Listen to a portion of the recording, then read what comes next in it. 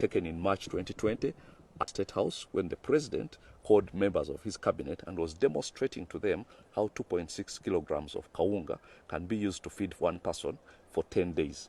Even the ministers were quietly shocked behind their masks. Now think about this. Here is a president whose State House has a budget that is over 400 billion Uganda shillings every year.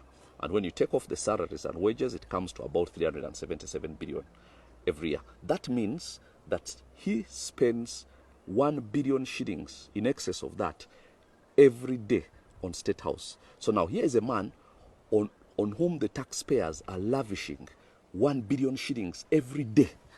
And yet he has the audacity to sit and tell those very people on whose backs he's riding how they should be distributing government kawunga and not using it wastefully. And guess what? That was the budget until the end of June of 2020. In the new budget, they have asked for an increment of 66%. That means if that is granted and if the budget is passed as it is, that means that State House will be spending $500,000 every day being lavished on this man. And yet he has the audacity to tell us how to be using the kawunga optimally. Now that shows that this economic civil war has reached its peak. The Indomitables have totally lost touch with anything that is of reality. Now they exist in their own reality. So how does Uganda's State House budget compare to other countries? I'll tell you this. Kenya spends the Uganda shillings equivalent of 210 billion shillings on their State House.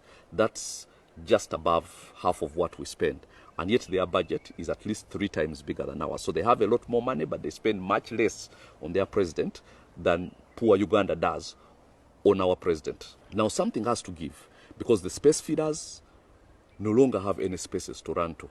They are being squeezed tightly into a corner, even as the government on their behalf takes big loans, which they are going to have to pay. And now they have to stand up and say it's about time that this war comes to an end. Now the economic civil war will not come to an end until the people of this country rise up and say we are tired of being nobodies no more in our own country.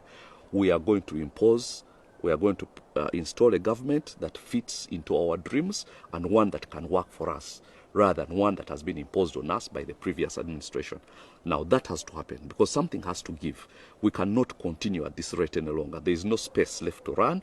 Somehow we have to stand up and fight back and claim what is ours. My name is Joseph KABULATA, and I'm asking you to reclaim our country and our kin.